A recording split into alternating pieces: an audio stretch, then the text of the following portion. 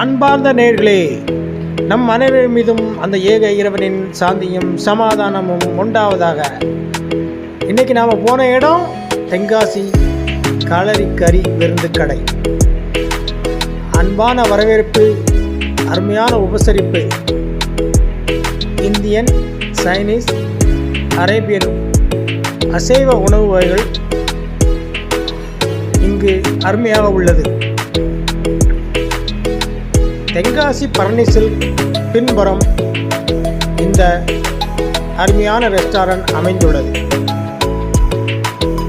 அசைவம் சாப்பிட விரும்புபவர்கள் தாராளமாக இந்த கடைக்கு நம் குடும்பத்துடன் சென்று மகிழலாம்.